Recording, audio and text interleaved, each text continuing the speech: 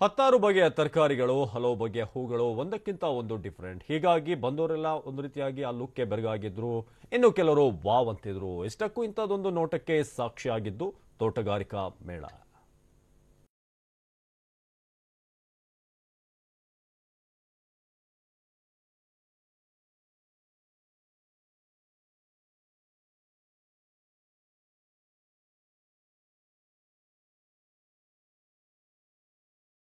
ಮನೋಹರ ಇವರ ವಯ್ಯಾರದ ಮುಂದೆ ಕಾಮನಬಿಲ್ಲು ಕೂಡ ಟಲ್ ಅನ್ಸುತ್ತೆ.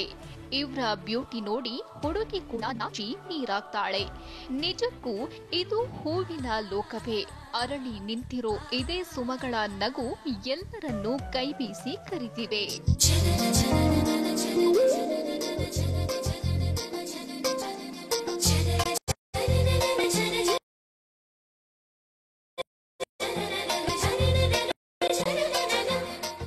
ಹೂಗಳು ಮೋಡಿ ಮಾಡ್ತಿದ್ರೆ ಇತ್ತ ತರಕಾರಿಗಳ ದರ್ಬಾರ್ ಕೂಡ ಜೋರಾಗಿತ್ತು. ಒಂದೊಂದು ತರಕಾರಿಯು ಡಿಫರೆಂಟ್ ಆಗಿರೋದ್ರ ಜೊತೆ ಎಲ್ಲರ ಬೆರಗಿಗೆ ಕಾರಣವಾಗಿದ್ವು.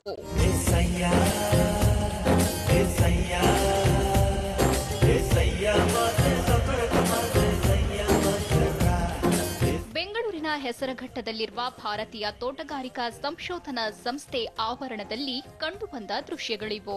4 ದಿನಗಳ ರಾಷ್ಟ್ರೀಯ ತೋಟಗಾರಿಕಾ ಮೇಳ ಆಯೋಜಿಸಲಾಗಿದ್ದು, ಕೃಷಿಯನ್ನು ಉದ್ದಿಮೆಯನ್ನಾಗಿಸಲು ತೋಟಗಾರಿಕೆ ಎಂಬ ಶೀರ್ಷಿಕೆಯ ಅಡಿ ಮೇಳ ನಡೆಯುತ್ತಿದೆ. ಅದರಲ್ಲೂ ಈ ಮೇಳದಲ್ಲಿ ವಿವಿಧ ಬಗೆಯ ಹೂಗಳು ಹಾಗೂ ತರಕಾರಿಗಳು ಮೇನ್ ಹೈಲೈಟ್ ಆಗಿವೆ.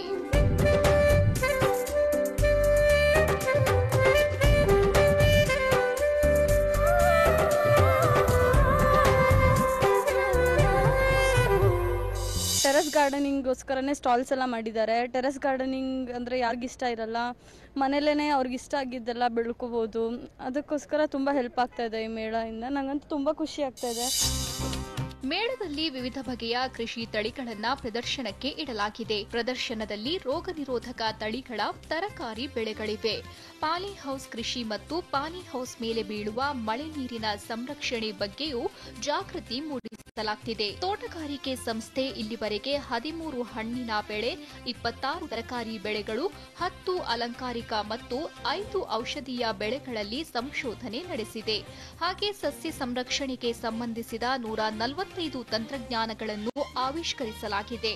ಹೀಗಾಗಿ ಮೇಳ ಹೆಚ್ಚು ಮಹತ್ವ ಪಡೆದಿದ್ದು, ಕೃಷಿಯಲ್ಲಿ ಹೆಚ್ಚು ಸಾಧನೆ ಮಾಡಿದ 8 ಪ್ರಗತಿಪರ ರೈತರಿಗೆ ಸನ್ಮಾನ ಕೂಡ ಮಾಡಲಾಗಿದೆ.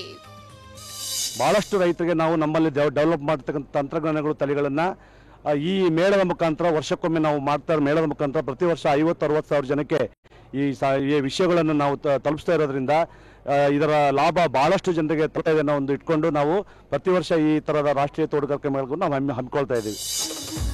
4 ದಿನಗಳ ಮೇಳ ನಿನ್ನೆಯಿಂದ ಶುರುವಾಗಿದ್ದು, ಇವತ್ತು, ನಾಳೆ, ನಾಡಿದ್ದು ಕೂಡ ಇರಲಿದೆ. ಹೀಗಾಗಿ ರೈತರು ಈ ಮೇಳದ ಉಪಯೋಗ ಪಡೆದುಕೊಳ್ಳಬಹುದಾಗಿದೆ. ಮೂರ್ತಿ, TV9 ನೆಲಮಂಗಲ.